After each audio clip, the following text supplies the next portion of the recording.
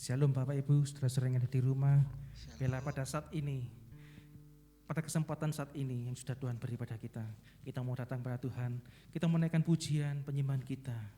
Karena kasih-Nya, karena pemeliharaannya, saat ini kita boleh datang kembali ke hadirat-Nya dengan tidak kurang suatu apapun. Bapak, kami datang menyembah-Mu di sini Bapak.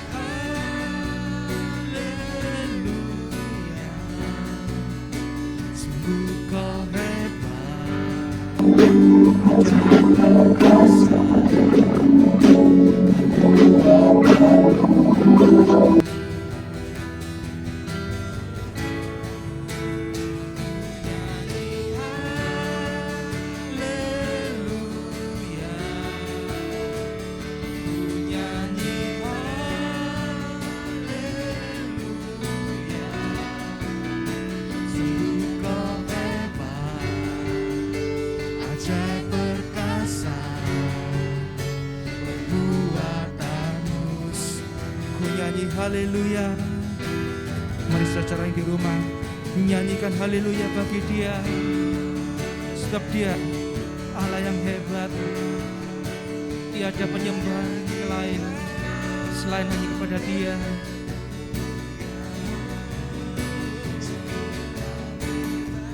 Amin.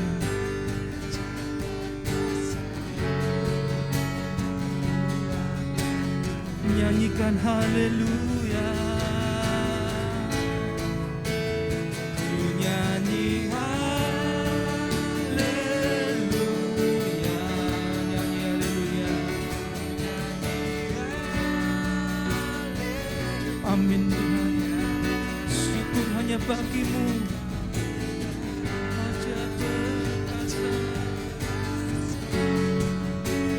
Perbuatan-Mu. Mari sembah Dia. Haleluya. Haleluya Yesus. Haleluya. Kau Allah yang hebat Tuhan. Kau Allah yang setia. Kami menyembah-Mu. Haleluya. Haleluya. Terima kasih Tuhan. Haleluya. Haleluya Yesus. Haleluya. Haleluya Yesus. Mari saudara yang di rumah datang pada Dia, sembah Dia, naikkan ucapan syukur kita di depan Dia. Bermazmurlah hanya bagi Dia. Kami datang menyembah-Mu Tuhan. Haleluya, haleluya Yesus. Dan puji nama-Mu Tuhan. Haleluya. Haleluya, haleluya. Sebab Engkau Allah yang baik Tuhan. Engkau Allah yang perkasa. Engkau Allah yang hebat Tuhan. Kami memuji dan menyembah-Mu Yesus. Haleluya. Haleluya, haleluya, haleluya Yesus. Haleluya, haleluya. Haleluya, haleluya Yesus. Kami menyembah-Mu. Kami memuji-Mu Tuhan. Sungguh Engkau Allah yang hebat Tuhan. Engkau Allah yang dahsyat. Segala perbuatan-Mu dalam hidup kami. Haleluya, haleluya Yesus. Haleluya. Haleluya, haleluya. Haleluya. Haleluya, haleluya Yesus. Haleluya. Terpuji nama-Mu Tuhan. Kami menyembah-Mu di sini Yesus. Haleluya, haleluya. Ini iman kami Tuhan. Ini pengharapan kami di hadapan Engkau Tuhan. Kami tidak takut bersama dengan Engkau Tuhan. Bersama dengan Engkau kami sanggup melewati setiap permasalahan kami. Kami sanggup Tuhan menghadapi setiap pergumulan kami Tuhan.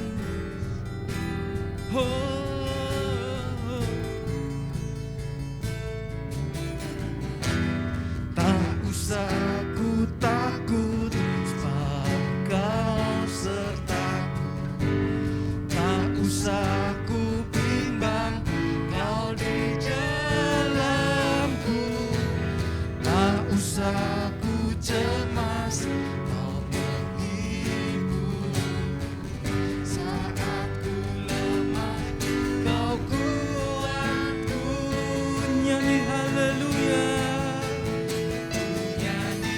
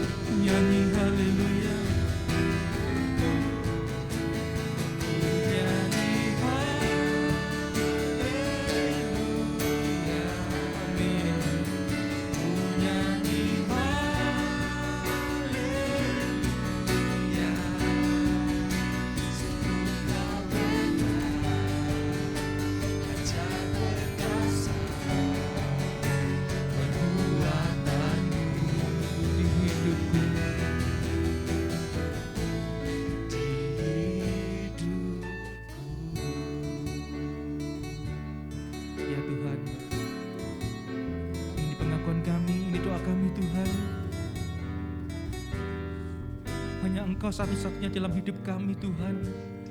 Hanya Engkau satu-satunya penolong dan kekuatan kami Tuhan. Haleluya Yesus.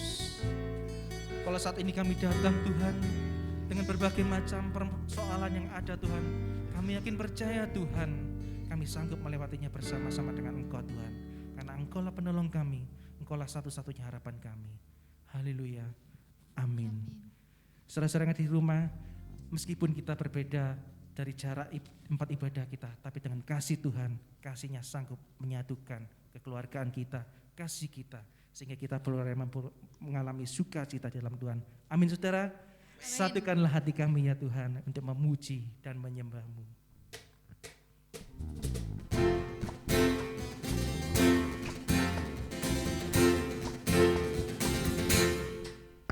Satukanlah hati kami untuk memuji dan menyembah, oh Yesus, Tuhan dan Rajaku. Oh, eratkanlah tali kasih di antara kami semua, oh Yesus, Tuhan dan Rajaku. Bergandengan tangan, bergandengan tangan dalam satu kasih, bergandengan tangan dalam satu iman, saling mengasihi di antara kami, keluarga kerajaan Allah. Amin.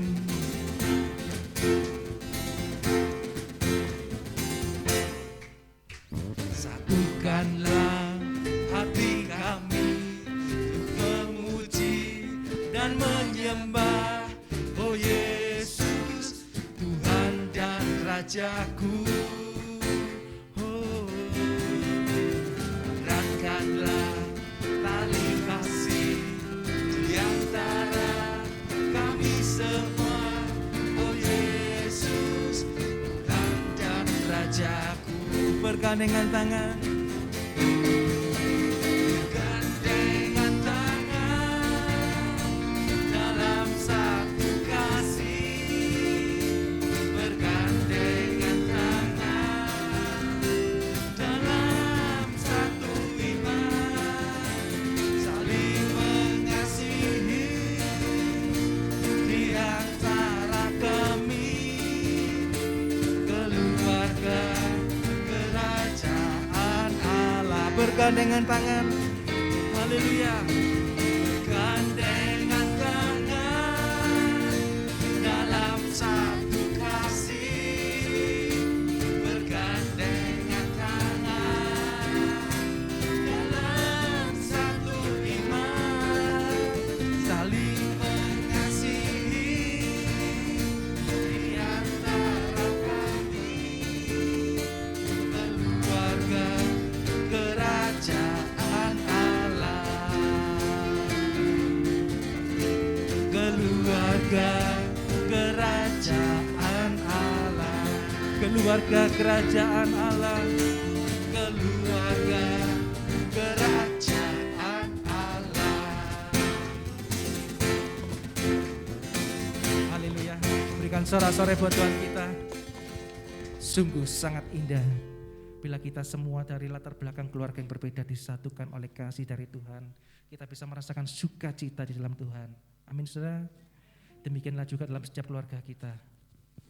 Ada seorang ibu, ada seorang anak, bahkan ada seorang bapak. Dengan kasih Tuhan, kita akan bisa merasakan sukacita di dalam keluarga kita. Bila pada saat ini kita mau katakan, Bapa, sungguh besar kasih setiamu, sungguh besar perlindunganmu. Tidak ada kuasa yang sanggup memisahkan kami dari kasih-Mu.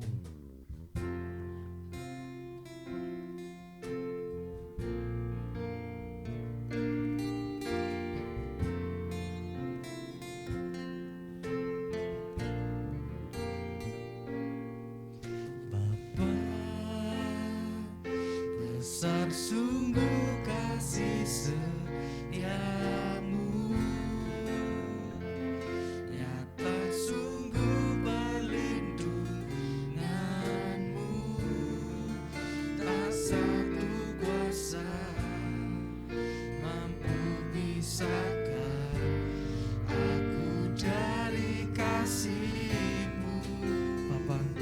Ajar kami menghormati-Mu. Ajarku selalu hormati-Mu. Ajar kami menurut perintah-Mu. Turut perintah-Mu. Berikan ku hati untuk menyembah-Mu dan bersyukur setiap waktu. Seperti Bapa sayang anaknya, demikianlah Engkau mengasihiku. Kau jadikan biji matamu, Kau berikan semua yang ada padamu. Seperti Bapa sayang anaknya, demikianlah Kau menuntun langkahku. Hari depan indah Kau beri, rancangan yang terbaik bagiku. Seperti Bapa sayang anaknya, Bapa sayang anaknya, demikianlah Engkau mengasihi kami Tuhan. demikianlah Engkau mengasihiku. Kau jadikan biji matamu, Kau berikan semua yang ada padamu. Seperti Bapa sayang anaknya, demikianlah Kau menuntun langkahku. Hari depan indah Kau beri, rancanganmu. Kita mengatakan hari depan indah Kau beri. Hari depan indah Kau beri, rancanganmu yang terbaik bagi hari depan. Hari depan indah Kau beri, rancanganmu yang terbaik bagiku. Kami yakin percaya Tuhan, hari depan yang terbaik sudah Kau sediakan bagi kami Tuhan. Rancangan-Mu yang terbaik Tuhan sudah Kau nyatakan dalam setiap kehidupan kami Tuhan. Berikan setiap kami saat ini yang mendengarkan melalui puji-pujian dan melalui firman-Mu Tuhan. Kami yakin percaya Tuhan, janji-Mu tidak akan pernah berubah Tuhan. Beri kami kekuatan Tuhan, supaya kami boleh memperoleh pengharapan yang baru dalam Engkau. Berikan kami kekuatan Tuhan, ketika kami lemah Tuhan, kami boleh melewati hari-hari kami Tuhan. Kami silakan Tuhan, waktu sebentar, hanya dalam nama Tuhan Yesus Kristus. Amin. Puji Tuhan, pada saat ini kita bersama-sama kembali berjumpa. Kita akan merenungkan bagian dari firman Tuhan yang berkaitan dengan relasi di dalam keluarga antara orang tua dan anak. Saya akan mulai dengan sebuah keadaan, kenyataan yang kita hadapi saat ini, di mana pada awal pandemi kita mendengar, oh di negara sana, kemudian semakin dekat, oh ada tapi di provinsi sana, kemudian semakin dekat, aduh di kota ini, tapi untuk masih kecamatan yang lain, kemudian makin lama makin dekat, dan ada juga keluarga yang terimbas, terkena, dan harus meninggalkan kita. Nah, kita berada di dalam sebuah kondisi yang rentan. Ada begitu banyak hal tidak terduga yang kita harus hadapi. Kata rentan adalah sebuah perenungan saya yang menyatakan ini prihatin, dan kita sungguh-sungguh tidak bisa mengandalkan oh saya kuat, oh imun saya, oh saya makan vitamin semua, oh saya olahraga, oh saya berjemur dan seterusnya. Tidak ada yang bisa kita andalkan. Jadi dengan keadaan realita yang seperti ini, mari kita sadar bahwa kita harus akui bahwa Tuhanlah, ya, kalau kita masih berada di dalam keluarga, kalau kita masih bersama dengan pasangan hidup, dengan anak, dengan orang tua, maka itu adalah kesempatan. Itu adalah kebersamaan yang seharusnya dimaknai dengan begitu serius. Karena belum tentu saya akan bertahan, belum tentu orang tua atau belum tentu anak yang bertahan. Sudah vaksinasi juga bukanlah sebuah jaminan. Maka dengan memulai perenungan kita, menyadari bahwa kita rentan, menyadari bahwa Tuhan saja yang bisa kita andalkan, maka waktu-waktu ini menjadi kesempatan yang berharga bagi kita di dalam keluarga. Selanjutnya kita akan lihat ayat yang mendasari. Ya, ini di awal bulan sudah disampaikan, tetapi tidak bisa tidak, inilah memang ayat yang sangat penting bagi kita semuanya. Ada beberapa yang saya pendekkan supaya tidak terlalu panjang, ya, tetapi saya memberikan penekanan apa yang menjadi bagian dari ayat ini. Ini adalah bagian utama yang dinamakan Shema. Jadi ini dibicarakan, disampaikan 2 kali dalam sehari, pagi dan siang. Jadi harus, yang orang Ibrani ya pada zaman itu harus sungguh-sungguh. Nah, dimulai dengan sebuah perintah. Ya, ini diawali Shemanya dimulai dengan dengarlah. Shema artinya dengarlah. Ya, dimulai dengan inilah perintah yang aku ajarkan kepadamu atas perintah Tuhan untuk dilakukan. Jadi ini adalah bagian yang saya beri judul memimpin itu adalah melakukan. To walk the talk. Ya, supaya seumur hidupmu engkau dan anak cucumu, ini keluarga ya, ini dalam relasi kita sebagai orang tua atau sebagai anak dengan keturunan, takut akan Tuhan, ini perintah, dan berpegang pada segala perintahnya. Maka dengarlah, lakukanlah dengan setia, supaya baik keadaanmu seperti yang dijanjikan Tuhan. Nah, ini dia ayat yang sangat penting, yang bahkan Tuhan Yesus sendiri di Perjanjian Baru menyatakan ini loh, perintah yang terutama, ya, dan yang pertama, dengarlah, Tuhan itu Allah kita, Tuhan itu esa, satu Tuhan. Kasihilah, kata kerja ya, Tuhan Allahmu dengan segenap hatimu, dan dengan segenap jiwamu, dan dengan segenap kekuatanmu. Artinya dengan total. Kasihnya itu total, dan ya, apa yang kuperintahkan kepadamu haruslah kau perhatikan. Jadi perintah dari Allah supaya kita mengasihi Allah dengan sejati, dengan sepenuhnya. Selesai? Belum selesai. Ya, ini dia. Perintah selanjutnya ya, haruslah engkau mengajarkannya apa yang diajarkan.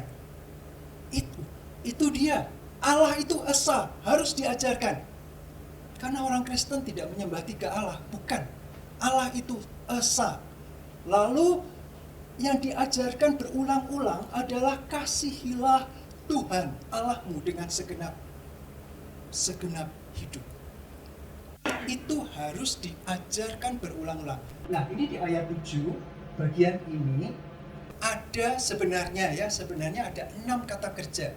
Ketika terjemahkan di dalam bahasa Indonesia, terjemahan baru, maka tidak begitu nampak kata kerjanya ya.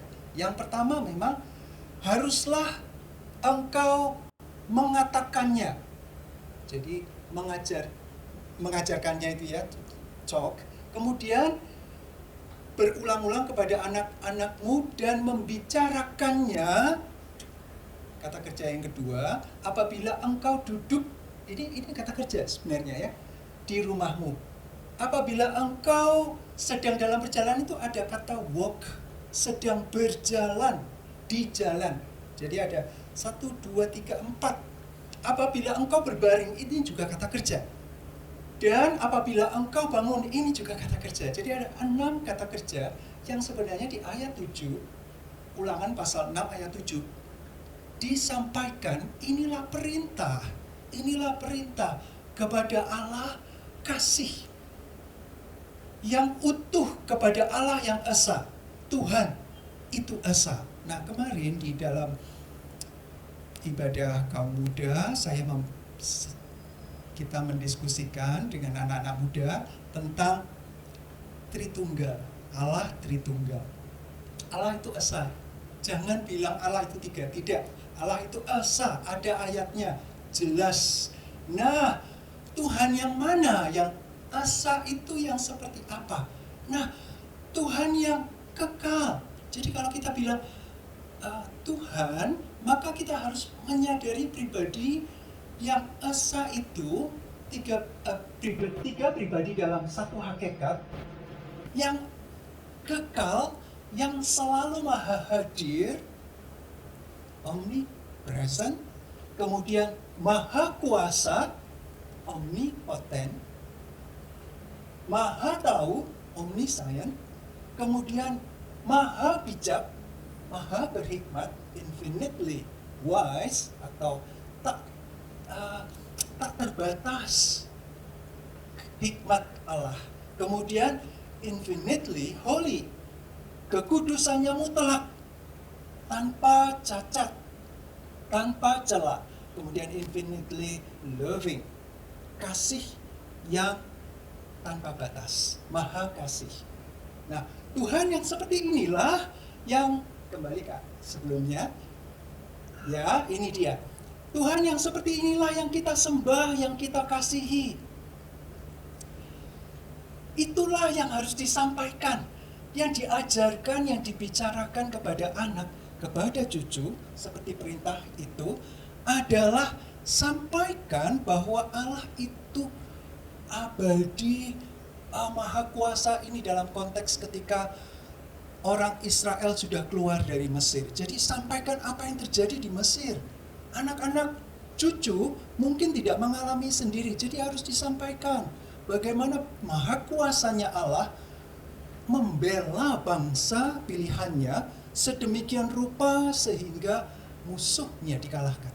Bukan karena Israel kuat, bukan sama sekali, tapi karena Allah itu esa dengan segala kemuliaannya, dengan segala rancangannya yang baik tanpa salah, dan dengan kuat kuasa tangannya yang perkasa membela, melepaskan, memberikan kemenangan. Itu loh yang disampaikan, dibicarakan, dan dilakukan. Ya, sedang duduk. Jadi ketika orang tua menyampaikan, apa yang disampaikan itu dilakukan juga. Betulkah? Betulkah saya sebagai orang tua mengasihi?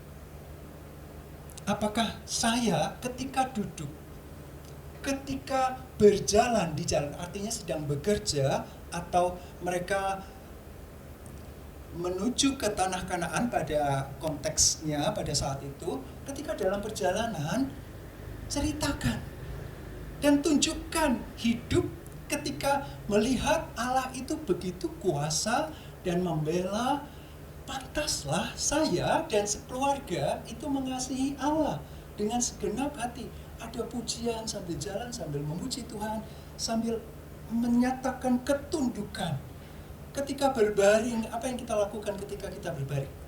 Santai, cerita. Oh, tadi gini sepanjang perjalanan. Oh, ketika membelah laut kosong misalnya, ceritanya, ya ceritakan. Ketika bangun, siap pagi segar, siap kembali untuk berjalan, bekerja, dan seterusnya. Maka itu menjadi apa yang disampaikan itu diwujudkan dalam tindakan. Dan anak-anak, cucu melihat, oh itu artinya mengasihi Allah yang esa. Itu artinya. Jadi memimpin keluarga sebagai orang tua nih ya, perintahnya kepada orang tua, memimpin keluarga itu berarti mengatakan dan melakukan. Bukan cuma talk the talk, hanya kata-kata saja, oh bagus, ceritanya, wah sastranya bagus, tapi tidak melakukan. Walk the walk. Nah itu lakukan. Akhirnya walk the talk. Karena anak-anak itu lebih melihat teladan daripada apa yang didengar. Nanti kita akan melihat bahwa Tuhan akan memperlengkapi guru. Guru pun dia bagian dari kehidupan anak. Ketika sekolah, di sekolah yang formal, maka ada guru yang mengajar, yang membicarakan ya ilmu pengetahuan. Tetapi sekali lagi yang dilihat anak, siswa itu adalah keteladanan. Ini yang sangat penting sebelum kita melangkah ke berikutnya.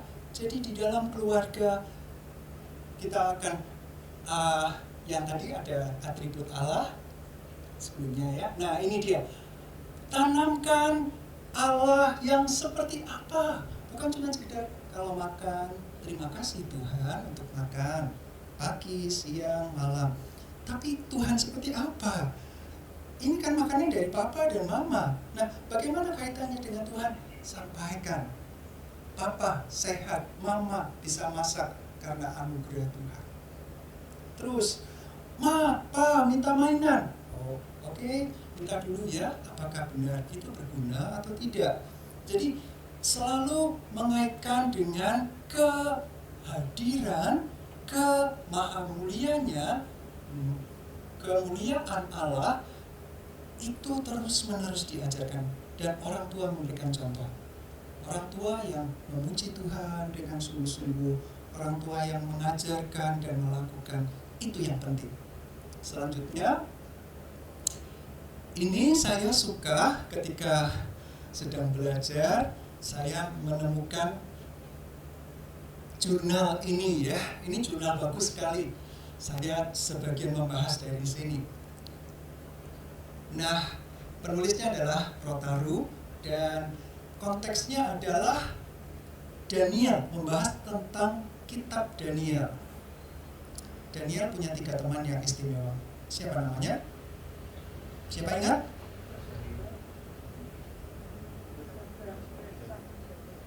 Ya, guru-guru sekolah minggu harus tahu. Tetapi saya ingin tanyakan, siapa nama aslinya sebelum diganti Sadrah, sebelum diganti Mesah, dan diganti Abednego? Siapa? Hananya, Misael, Asariah. Nah, itu nama aslinya sebelum diganti dengan nama dewa-dewanya Babel. Ya, nah, mengapa ketika Daniel dan ketiga temannya, Daniel mana Daniel? Oh, ini ada Daniel. Ya.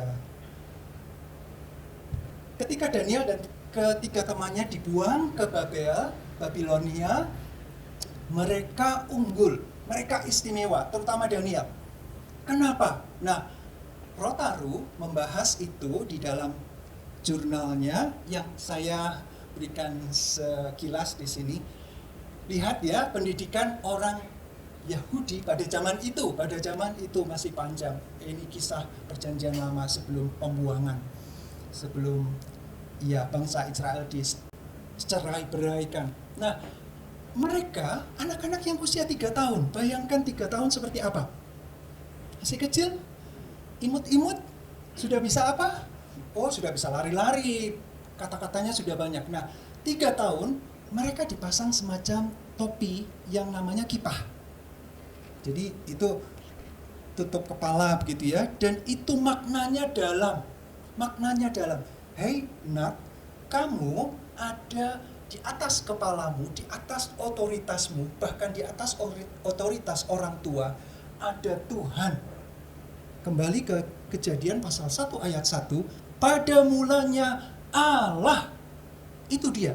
Dengan pemasangan itu, anak dari 3 tahun sudah mendapatkan doktrin bahwa penguasa saya, hidup saya adalah dari Allah. Semua penghormatan itu di atas kepala, diusahakan dijaga. Ini kipah itu ya, kalau mereka main misalnya lari-lari jatuh ke sanduk, kipahnya jatuh, maka segera itu dibersihkan, dipasang lagi dengan penuh hormat. Menunjukkan mulai dari kecil anak harus sadar ada Allah yang menciptakan dia, ada Allah yang memelihara dia. Itu penting, dan simbol yang dalam bentuk fisik itu memang anak yang belum bisa membayangkan Allah abstrak begitu ya, harus ada benda supaya jelas. Ada bentuk nyata yang bisa dipakai atau yang bisa dilihat terus-menerus, dan ini contohnya. Jadi 3 tahun mereka sudah sadar, aku ada karena Allah menciptakan, dan itu penghormatan. Kemudian usia 5-7 tahun sudah mulai diajarkan baca ya, baca dengan antusias, dengan menikmati Torah. Nah ini juga dari Kejadian sampai Ulangan, namun hanya poin-poin penting ya. Usia 5 tahun sudah mulai membaca huruf-huruf Ibrani, Aram yang diajarkan. Tapi itu penting sebelum belajar yang lain. Ini dulu, dan itu punya banyak, perlu waktu 2 tahun untuk bisa membaca, lalu memaknai bacaannya dan menikmati. Jadi anak-anak usia 7 tahun itu sudah tahu tentang Torah, tentang Taurat. Poin-poin penting dari Kejadian, Keluaran, Imamat, Bilangan, Ulangan. Nah, setelah 7 tahun, setelah dasarnya ada, mereka secara intensif membaca kitab suci. Mulai dengan kitab hukum di Perjanjian Lama, sama ya, Kejadian, Keluaran, Imamat, Bilangan, Ulangan. Namun ini dengan pemahaman lebih dalam tentang Allah yang mengikat perjanjian dengan manusia. Ada hukum ilahi, ya, ada covenant yang Tuhan sampaikan, dan itu harus ada respons dari manusia untuk taat. Jadi dari 7 tahun ke atas, bukan hanya diingat, dihafal, dan dinikmati, tetapi mereka tahu ini penting sekali. Inilah yang menjadi batas di mana saya bisa menikmati hidup. Ada batas yang jelas, misalnya 10 perintah Allah di Keluaran. Itu menunjukkan bahwa Tuhan mau mengharuskan saya tunduk sepenuhnya.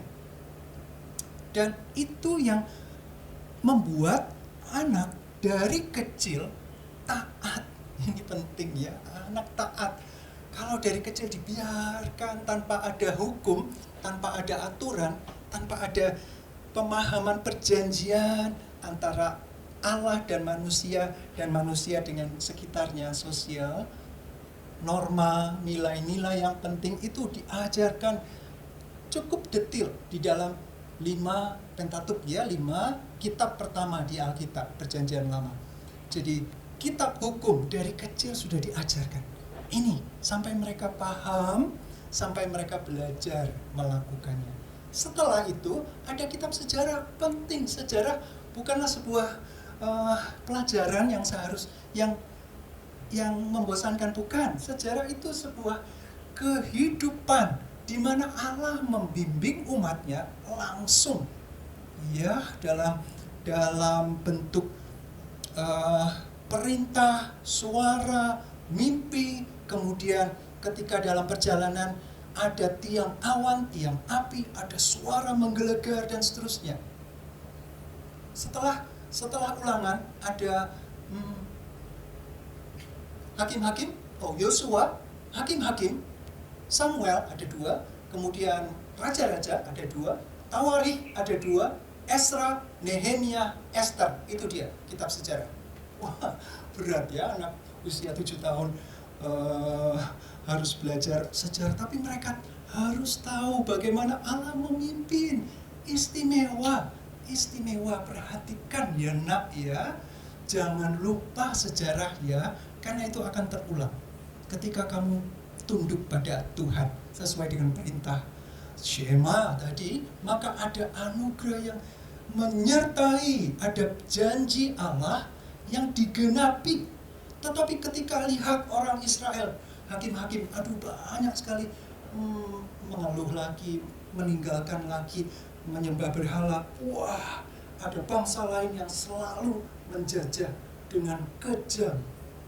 Jadi anak-anak mulai tahu bahwa ada aturan, dan aturan itu diwujudkan dalam kehidupan real. Dan itu harus tahu supaya mereka punya kecintaan kepada tanah air, kepada generasi, kepada bapak-bapak leluhur. Dan bagaimana Allah di segala tempat, di segala waktu menjaga, memelihara, mendidik, menghajar supaya perintah Shema yang dengarkan tadi dilakukan. Kemudian setelah itu ada kitab puisi. Ini penting. Puisi ini bicara tentang sastra, bicara tentang bukan hanya sejarah tapi juga literasinya, dan itu adalah sebuah ekspresi. Ayub misalnya, ekspresi hati orang yang menderita luar biasa. Boleh tuliskan. Allah tidak akan Allah mengizinkan orang mengungkapkan, mengekspresikan perasaan yang negatif sekalipun, dan itu akan dibimbing sampai pada saatnya Ayub melihat kembali kemuliaan Allah, menyadari keberadaannya dan keberadaan Allah. Dia lupa dengan Shema misalnya karena penderitaan. Enggak apa-apa, tetapi itu adalah sebuah perjalanan hidup yang real dari seorang yang bernama Ayub, dan itu ada di setiap orang, setiap zaman akan mengalami penderitaan. Mazmur, bagaimana kita memuji Tuhan? Puisi, wow, indah sekali. Dan Daud adalah seorang yang ekspresif. Apapun yang dirasakan dia tuliskan, dia mazmurkan. Hikmat juga disebutkan dalam bentuk puisi. Wah, Amsal Sulaiman, kemudian ada pengkhotbah, kemudian ada Kidung Agung, ekspresi cinta dari Allah kepada manusia, dari satu manusia kepada kekasihnya, dan seterusnya. Jadi dari kecil anak-anak belajar sastra, literasi yang penting sekali, sehingga pemahaman vocab ya, perbendaharaan kata, dan penerapan tata bahasa itu bagus sekali dari kecil. Dan yang terakhir musik. Wah, keren ini ya. Anak kecil, mumpung kecil diajarin musik. Bagus. Jadi bukan hanya dari sisi puisi, keindahan sastra, tetapi juga dalam bentuk jiwa yang bisa mengalirkan, menyatakan inspirasi musikal. Jadi artnya, seninya itu juga muncul. Berapa banyak orang tua yang mengizinkan anaknya mengeksplorasi musik dan nanti akan menjadi pelayan-pelayan musik yang cinta Tuhan, yang mengembangkan keindahan musik itu di belantika rohani. Penting, ya penting. Nah, ketika ini tidak ada di jurnal, tetapi yang kita tahu tradisi mereka sekitar usia 12-13, pada umumnya 13 untuk laki, 12 untuk perempuan, ada sebuah ritual yang menyatakan bahwa apa yang sudah diajarkan tuntas. Ini sudah, jadi anak itu sudah tahu etika di dalam budayanya, sudah tahu apa yang ritual penting di dalam ibadah, kemudian bagaimana dia harus menempatkan diri di dalam struktur masyarakat, dan begitu banyak kegiatan-kegiatan sosial, kegiatan-kegiatan ibadah, mereka sudah mendapatkan dasar yang cukup pantas sehingga pada saat usia ini, pada saat ritual ini dilakukan, maka ayah, orang tua akan mengatakan kepada publik umum, masyarakat, aku sudah mendidik anakku. Ini tanggung jawab orang tua, tanggung jawab orang tua. Anakku sekarang sudah cukup dewasa. Sekarang dia akan menjadi bagian dari masyarakat. Punishment, reward, apa yang menjadi norma di masyarakat, dia akan mengalami langsung. Jadi kalau dia bersalah secara sosial, maka hukuman sosial akan diterima oleh anak itu. Belum, sahabat. Ya. Nah, ini yang menyatakan bahwa anak itu di usia bar mitzvah itu sudah paham ritual, hukumnya tadi sudah, tradisi, etika. Saya serahkan, mari kita didik sama-sama di dalam lingkungan masyarakat. Ayah, orang tua sudah bertanggung jawab. Di hadapan Tuhan, saya sudah mendidik anak-anak seperti ini. Keren. Nah, ini kalau bayangkan Daniel, hanya Misael asal ya bisa menjadi seperti ini karena didikan, bukan karena genetik. Orang Yahudi pasti pintar. Enggak lah, siapa bilang orang Indonesia juga pintar. Enggak kalah sama orang sana. Tetapi didikan ini yang membuat literasi, yang membuat kepemahaman seorang anak dari kecil itu luas dan dalam. Nah, selanjutnya bagaimana sih aspek perkembangan fisik? Jelas ya, fisik dari kecil, bayi, kemudian menjadi besar, remaja, dewasa muda, dewasa akhir, kemudian lanjut usia. Nah, perkembangan selain fisik tentu ada spiritual. Ini penting. Jadi pendidikan kepada anak, menurut saya, menurut Alkitab, mulainya dari sini, spiritual. Kalau anak tidak dididik secara spiritual, terserah nanti guru sekolah minggu lah ya, nanti di sekolah lah. Maka orang tua harus mempertanggungjawabkannya di hadapan Tuhan. Karena ini didikan utuh. Anak itu bertumbuhnya utuh, bukan cuma fisik, bukan cuma butuh makan, tetapi juga ada kekosongan di dalam hidupnya yang ingin tahu siapa yang menciptakan saya ya. Di sini tidak ada tradisi kippah, tetapi setidaknya itu disampaikan. Kita diciptakan, ada spiritual being, ada divine being, ilahi yang menciptakan, dan itu dibimbing pendidikannya. Kemudian secara mental, cara berpikirnya, berlogika, menempatkan diri, kemudian secara sosial di lingkungan pergaulan, mulai dari diri sendiri, semua tentang diri. Bayi perlu semua-muanya, semua diperlukan.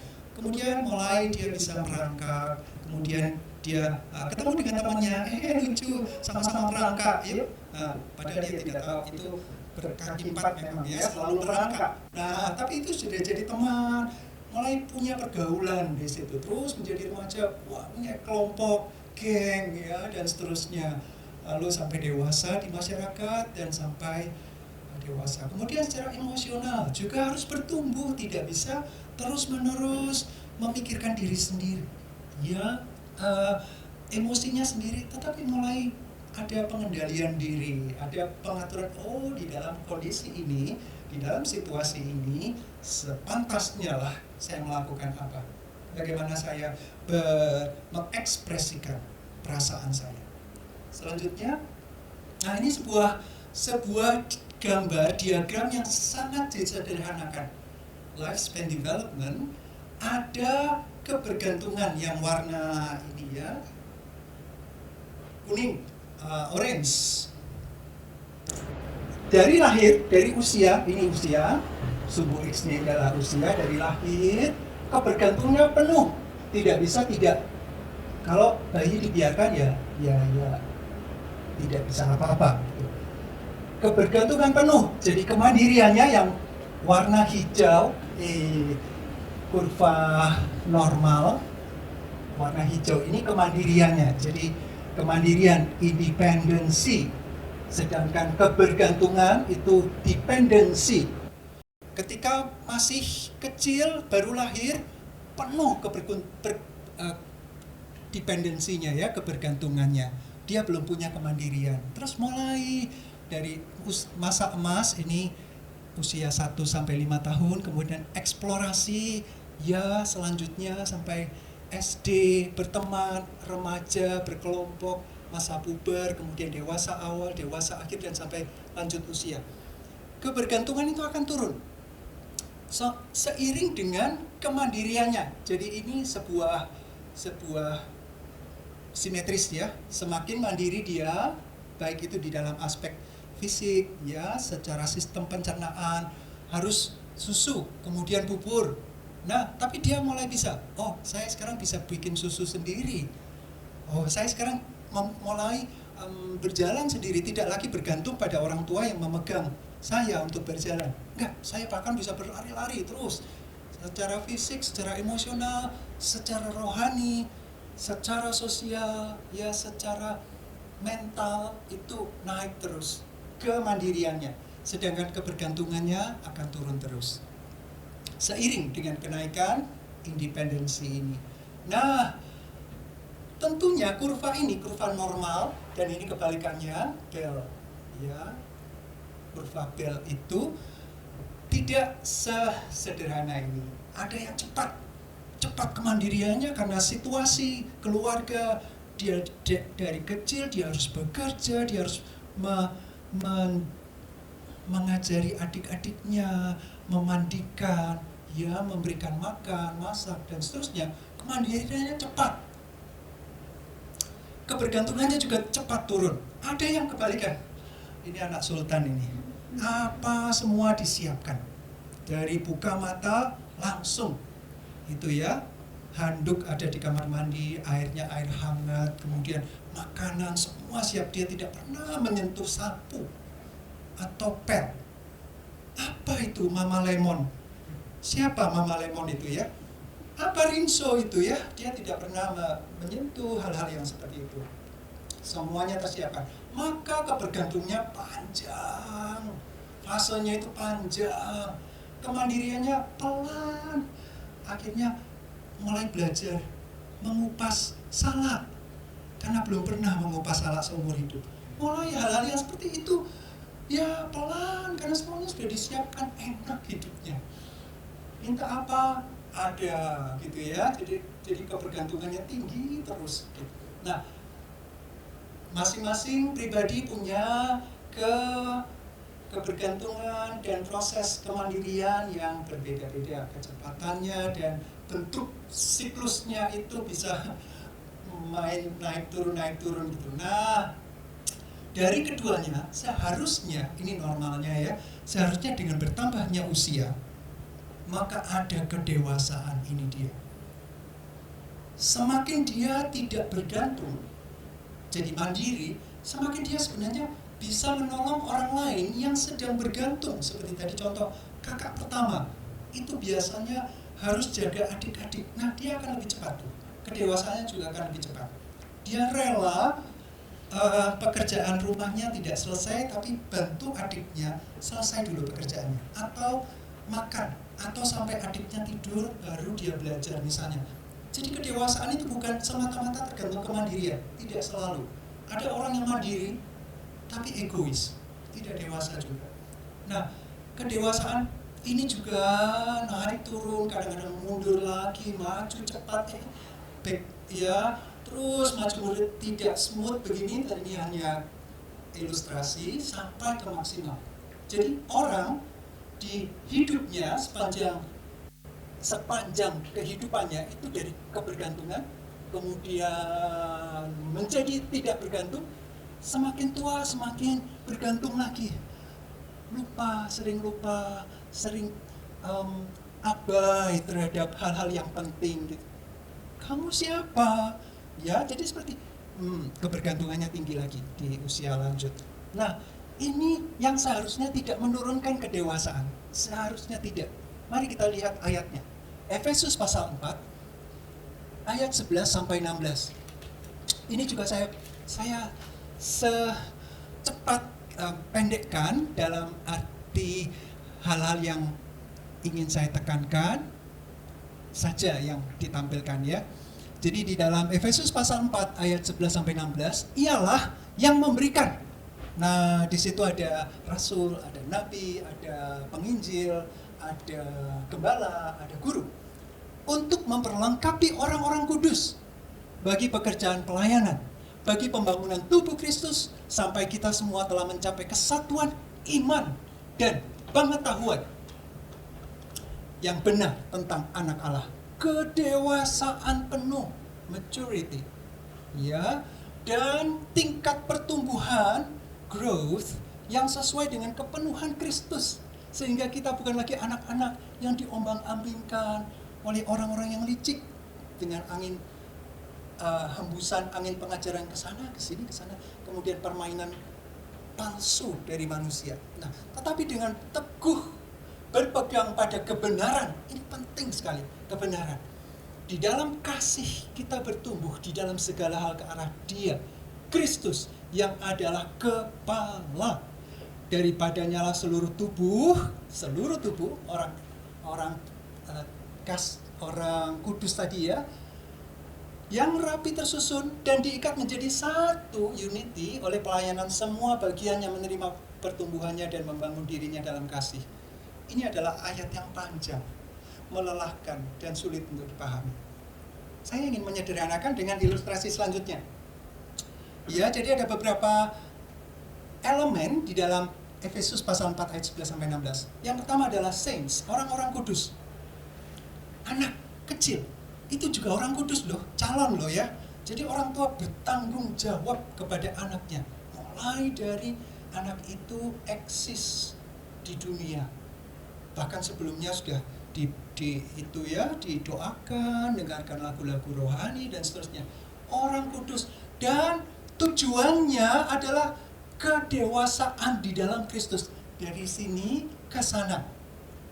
Itu dulu. Kalau tujuannya nggak jelas, kita ayatnya terlalu panjang, padahal elemen ini penting, biasanya kelewat nih. Jadi untuk apa? Waduh, yang dipentingkan angin-angin, berbagai angin pengajaran gitu ya, permainan palsu dalam kelicikan manusia. Saya menekankan pada orang-orang kudus yang perlu dididik menjadi dewasa. Anak-anak, termasuk diri sendiri sebagai orang tua. Apakah saya sudah mengalami pertumbuhan ini sehingga saya bisa meneladankan pada anak? Nah, ada 5 jawatan atau 5 office. Ada 5 orang kategori yang mendidik ya orang kudus itu sampai bertumbuh menjadi matang, maturity. Nah, matangnya dalam hal apa? Dalam hal iman dan pengetahuan. Ini penting sekali. Keduanya harus ada. Jangan bicara iman kalau tidak ada pengetahuan. Iman itu dari pemahaman, dari pendengaran, dari belajar firman Tuhan. Itu pengetahuan. Dengan bertambahnya pengetahuan, imannya dibangun. Dengan iman dibangun, semakin rindu lebih dalam lagi belajar. Dan ini terus-menerus bertumbuh. Kalau orang disebut orang kudus tapi nggak kepingin dewasa, matang di dalam Kristus, maka dia bukan orang kudus mungkin ya. Bukan. Nah, ini adalah ini juga penting sekali yang harus ada di dalam gereja. Nah, saya di dalam kaitan dengan keluarga, saya ingin katakan bahwa rasul dan nabi itu sudah ada. Firman Tuhan sudah dinubuatkan, sudah diinspirasikan, dan sudah cukup, tidak perlu ditambah. Oh, ada penglihatan baru, cek sama Alkitab, cocok gak? Oh, ada nubuatan baru, cek dengan Alkitab. Rasul, nabi sudah mencatat di Alkitab dan itu jadi standar. Kalau ada orang mengaku saya nabi abad 21, apa nubuatannya? Sesuatu yang tidak berasal dari Alkitab. Pasti bukan. Itu nabi palsu. Berbagai angin pengajaran tadi ya, Oh, saya rasul. Wah, saya mendewasakan jemaat, menanam dan mendewasakan dan memberikan surat-surat penggembalaan. Cukup, ada Paulus di situ, perjanjian baru, cukup. Ya, cek dengan standar itu. Pandemi memunculkan banyak nubuat dan penglihatan dan kata-kata yang lain. Cek dengan Alkitab. Ini sudah cukup. Alkitab sangat memuaskan. Tidak perlu ditambah, enggak perlu ditambah. Yang mengurangi hati-hati ya, yang menambah, yang mengurangi ya. Tuhan sendiri yang menjaga, Tuhan sendiri yang membela. Satu titik pun tidak akan berubah sampai ke selama-lamanya. Jadi ini sudah tidak ada. Sudah cukup di dalam Alkitab kita, dan itu yang diajarkan. Itu yang diajarkan, tidak perlu cari-cari yang dari luar gitu ya, selain Alkitab. Nah, bagaimana orang tua harusnya memberitakan Injil kepada anak? Seberapa banyak orang tua memberitakan Injil kepada? Apa sih Injil itu? Oh, Matius, Markus, Lukas, Yohanes. Loh, iya, terus isinya apa? Oh, kabar baik. Euangelion. You, baik, angelion. Message. Ya, kabar yang baik. Tentang apa? Tentang mulai dari cerita penciptaan. Manusia itu diciptakan karena cinta loh. Tuhan itu cinta sekali, sangat sayang. Tapi sayang manusia karena tidak ingin, karena ingin merasa kuat dan seterusnya, jatuh di dalam dosa. Nah, Allah memberikan kabar baik. Ya, ada penebusan. Di dalam dosa seharusnya dihukum, harusnya masuk dalam penghukuman yang kekal, yang mengerikan. Tetapi Tuhan itu cinta dari sejak penciptaan sampai Tuhan itu mengutus anaknya yang tunggal, yaitu Tuhan Yesus Kristus. Nah, ini sudah bicara tentang Tritunggal. Tuhan Yesus adalah Tuhan, bukan manusia. Tuhan, ya manusia, ya Tuhan, itu dari anak Allah, putra mahkota surgawi. Nah, itu darahnya yang menebus dosa. Dia tanggung hukumannya di atas kayu salib supaya kamu nak selamat. Ayo kita berterima kasih kepada Tuhan. Dan ada pemeliharaan. Itu kabar baik, harus disampaikan. Kemudian sebagai penggembala, orang tua juga sebagai penggembala, dan juga sebagai pendidik. Tadi ajarkan berulang-ulang ya, ajar, harus diajarkan. Apa yang diajarkan? Pengetahuan yang beriringan dengan iman, terus bertumbuh di dalam pengetahuan. Pengetahuan adalah sebuah keharusan. Tidak bisa iman bertumbuh kalau tidak pernah baca firman Tuhan, tidak pernah merenungkan. Orang tua mengingatkan, nah kalau itu sudah cukup dewasa, ayo sudah baca Alkitab, yuk kita doa sama-sama, yuk kita baca sama-sama. Nah, imannya bertumbuh karena melihat, oh orang tua itu baca Alkitab, dilakukan ya. Terus ada pertanyaan, kalau begini Pak, kalau pertanyaannya begini dan seterusnya. Orang tua belajar. Aduh, kok sulit ya? Sebentar ya, tanya gembala dulu ya. Nah, belajar, sama-sama belajar. Sampai dewasa, sampai matang di dalam Kristus, bukan di dalam yang lain. Ini penting sekali. Karena semua ini mengarahkan kepada Kristus yang adalah kepala, pusat dari pengendalian. Jadi semua tubuh dikendalikan oleh kepala. Tunduk kepada Allah yang tadi disebutkan sebagai omnipotent, presence, omniscient, dan infinitely wise, dan seterusnya. Next. Nah, ini berkaitan dengan bulan lalu ya. Do your best and God will do the rest. The rest-nya seperti apa? Kalau saya gambarkan ini LCD projector, areanya cuma segini. Area yang bisa saya tekuni cuma sebesar layar ini. Allah, alam semesta. Jadi perbandingan antara yang bisa saya lakukan di dalam keluarga cuma segini. Ini pun sudah banyak hitam-hitamnya, enggak banyak gagalnya, banyak tidak menjadi teladan. Tetapi sesungguhnya Tuhan memberikan jauh. Ya, apapun yang kamu lakukan, perbuat, perbuatlah dengan segenap hati. Kalaupun kita punya dapat selebar telapak tangan, baik, kerjakan dengan baik. Tidak usah cari telapak tangan orang lain, itu urusan dia. Tetapi Tuhan yang selebar alam semesta itu dia atur, dia kendalikan dengan sangat tepat, sangat detail. Jadi dibanding dengan the rest, itu kita nggak ada apa-apanya. Yang kita pegang pun masih banyak yang luput gitu ya, jatuhlah. Anak tetap tiba-tiba bisa mencuri, berbohong, memukul temannya, dan seterusnya.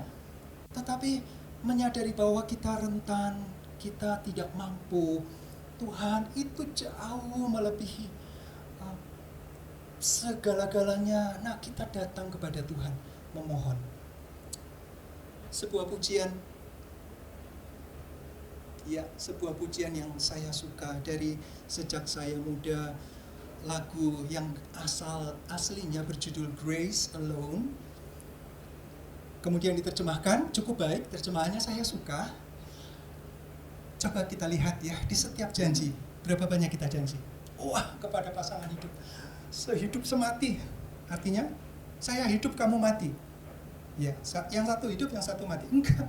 Dalam suka dan duka, dalam suka gampang, enggak juga. Kalau dalam suka kita main ini semua, media sosial sendiri. Satu dia media sosialnya, saya media sosial. Lagi senang nih, lagi susah, tetap media sosial.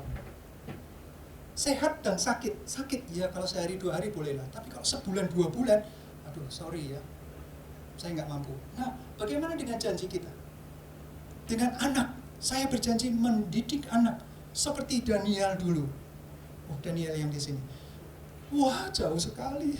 Saya lebih banyak gagalnya, berjanji marah-marah, pukul-pukul, tendang-tendang, KDRT. Jadi janjinya tidak ditepati. Bagaimana anak terhadap orang tua? Janji apa? Apa perintah Tuhan untuk menghargai, menghormati ayahmu dan ibumu? Itu perintah. Ada doa yang kita doakan, kita sampaikan. Ada harapan, langkah iman. Tuhan, saya tidak mampu, saya bisanya cuma kecil. Aduh, itu pun kesandung. Oke, tetaplah melangkah. Harapan itu ada. Karena rahmat, karena anugerah, karena kuasa Tuhan. Membuat kita berhasil. Membuat kita sadar, Tuhan,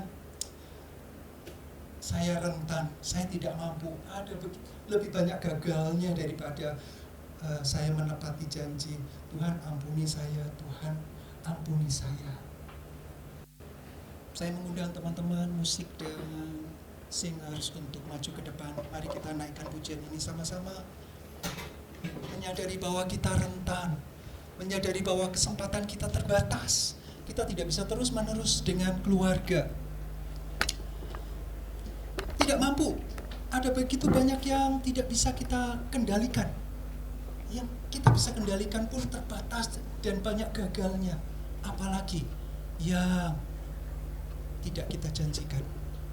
Mari kita naikkan pujian ini, menyadari dengan sungguh-sungguh, Tuhan, saya butuh anugerah.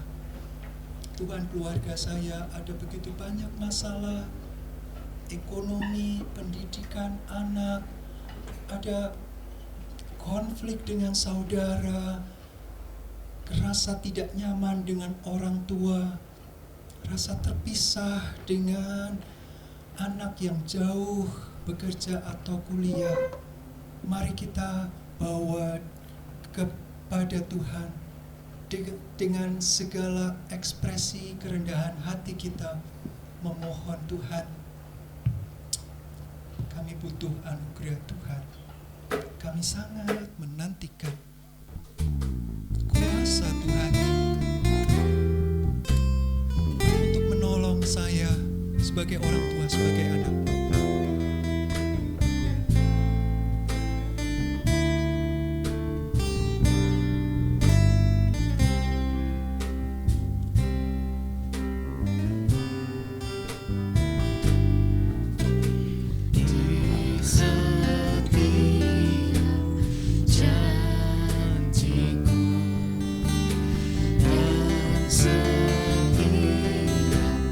Doaku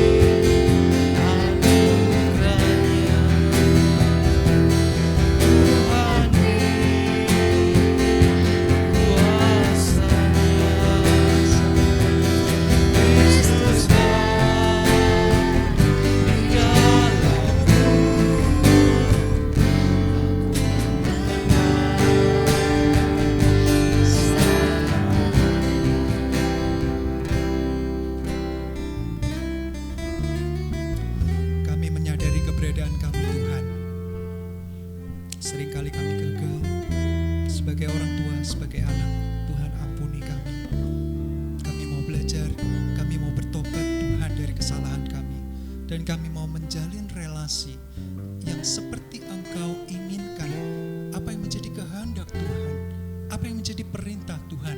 Kami sebagai orang tua yang harus mengatakan dan melakukan, meneladankan, sehingga anak-anak mengenal pengetahuan, kebenaran, dan iman, melangkah terus menjadi dewasa, matang di dalam Engkau Kristus. Tolong juga kami sebagai anak mau untuk mendengar, dididik, dan meneladani apa yang menjadi kebenaran, bertumbuh di dalam iman, menjadi dewasa di dalam Kristus. Kami butuh anugerah Tuhan, kami butuh hikmat Engkau Tuhan. Oleh sebab itu kami datang memohon anugerah, dan kami percaya Tuhan, ketika kami belajar untuk tunduk, mengasihi Tuhan dengan segenap hidup kami, menyadari bahwa Engkau adalah Allah yang sangat istimewa, yang luar biasa, yang membela kami sedemikian rupa. Kami mau belajar untuk tunduk, melakukan kehendak Tuhan, mengasihi Engkau dengan setulus hati kami. Terima kasih.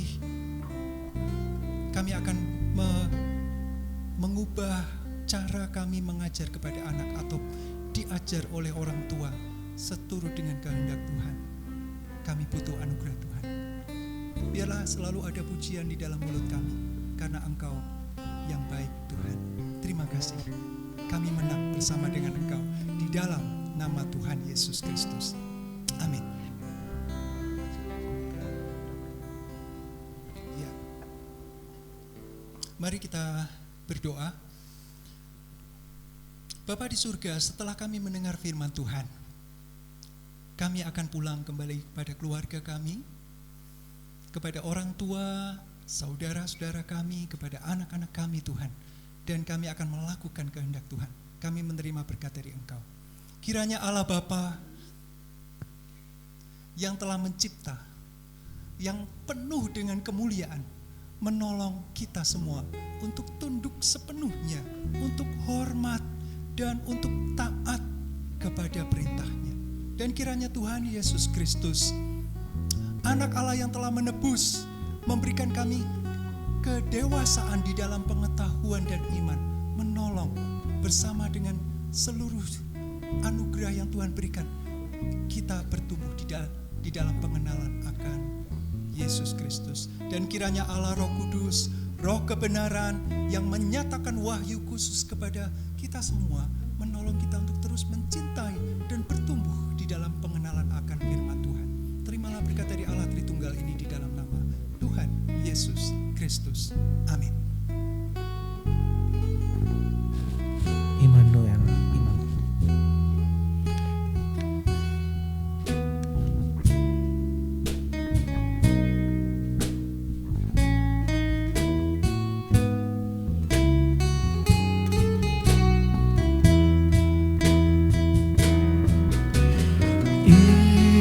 Immanuel,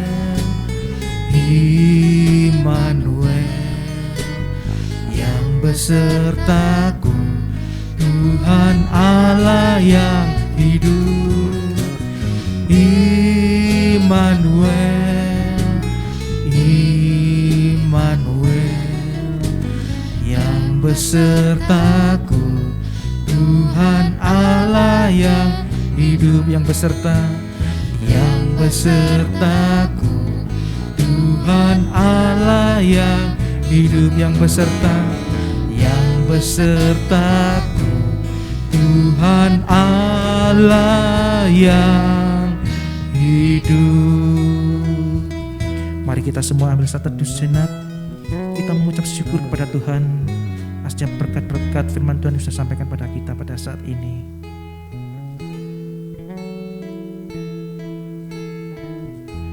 Saat teduh selesai, selamat berjumpa kembali dalam ibadah online di hari-hari yang akan datang. Tuhan Yesus memberkati.